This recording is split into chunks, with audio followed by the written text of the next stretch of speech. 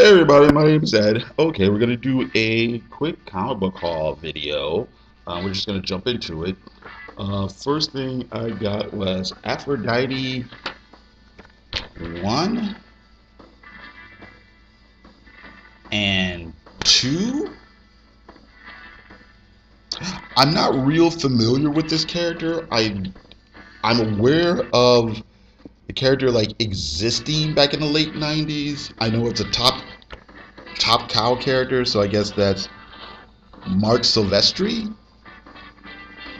I want to say like maybe David Finch or Michael Turner. One of those guys had something to do with the character. Then, like I said, I don't know too much about the character, so I'm not sure if this is the same character or a revamping of a concept. But this thing looks kind of, I don't know, cyberpunk-ish, kind of Ghost in the Machine like. I like the art. I think the art's really good. So I decided to take a chance. But yeah, but if anybody has knows anything about the history of the character, or whatever, please feel free to like enlighten me. Uh, Maestros #7. This came out a couple of weeks ago, but I missed out on it. Days of Hate number 7 as well. Wait, this is Maestros. Is this 7 or is this 6? Oh no, yeah, this is 7. Days of Hate, like I said, #7, kind of a political thriller. Uh, Charlie's Angels #3. This is another funny thing too. The comic is set in the 70s, but it looks like all these characters are holding Glocks, and it's a really stupid thing. I haven't watched the show in a long time, but it seemed to me, that was my phone going off. From what I remember on the show, a lot of times if they had guns, they usually have like little snub-nosed revolvers or something like that. I could be remembering it wrong, but okay.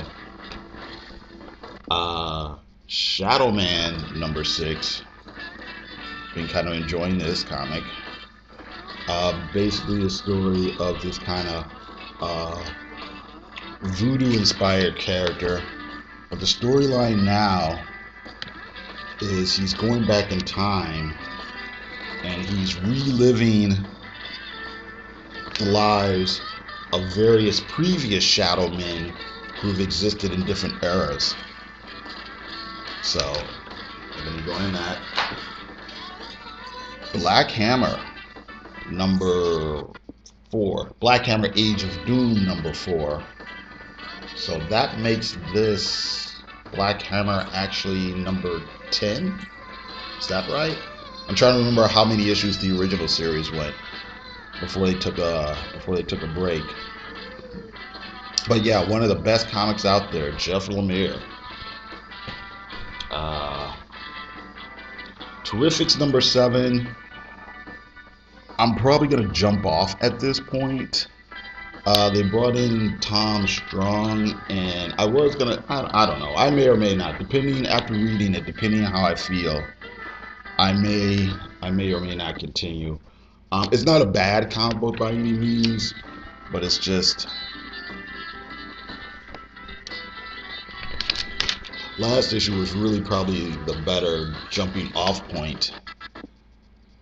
And I want to be able to leave room in my budget to try some other things.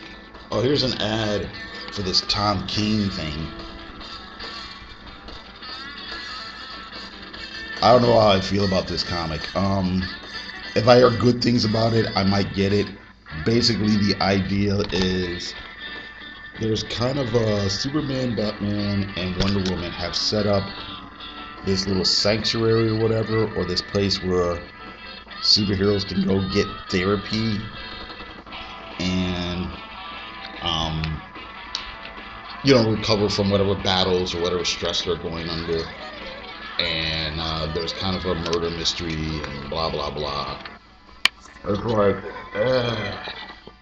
I don't know. You know what I mean? I really like Mr. Miracle. I really like the Vision, but if it's gonna be this drab, dreary story of like superheroes being depressed, I don't know. I don't know. I like the way he dealt with depression and, like I said, the Mr. Miracle story, but I don't know. I don't know. We'll see. We'll see. Here's another Looney Tunes crossover, but look at this weird fucking art here. I may or may not check out Catwoman, and I may or may not check out the Harley Quinn one. But look at this fucked up art with, with Lex Luthor. That's supposed to be Porky Pig. And here's the Joker and Daffy Duck. I'm like, my God, these redesigns are hideous. I'm like, what were they thinking? All right, okay. All right, we're gonna take a alcohol break. Mike's Harder Mango. All right.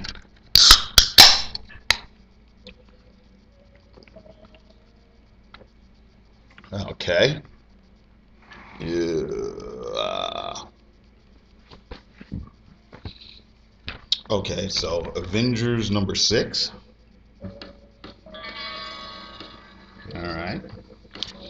It's been okay, but between this comic book and the new Justice League comic, which is okay, I think the Justice League comic's a little bit better. Um, this comic book just feels like, even though they got the big, crazy, over-the-top action and everything, it kind of feels like Jason Aaron's just sort of kind of going through the motions with this one. There doesn't seem to be a whole lot of substance behind it or meat to it, you know what I mean? So, decent enough art, but some places the storytelling is a little bit confusing. It's kind of murky and not really well laid out. It's not bad art, but you just read and you think, this could actually be better, And Ed McGuinness has done better in other places. Like, yeah, it's not bad. It's just more like it feels like going through the motions to me. West Coast Avengers, number 1. I am really looking forward to this. I don't care what anybody says. I really enjoy Kelly Thompson's uh, female Hawkeye comic, and she's dealing with the same characters here, but I think so. You've got female Hawkeye, you've got Clint Barton, you've got Kate Bishop's boyfriend, you got America Chavez, Gwen, Gwenpool, and then there's Quentin Squire, whatever the fuck his name is, from the X-Men comics. So I'm looking forward to it. The art looks pretty decent. It looks like they're going for a kind of semi-humorous tone, or just kind of lighthearted, fun superhero-y stuff. But yeah, like I said, Kelly Thompson proved that she can really pull off this type of comic better than a lot of people. So I'm on board. Sentry number 3, Jeff Lemire again. Really interesting take so far on the character, where again we're back to depressing superheroes, or depressed superheroes. The story itself is not depressing, but it's about a guy who does have depression and dealing with kind of parallel worlds and pocket universes and old superhero tropes versus new superhero tropes. So yeah, pretty interesting so far.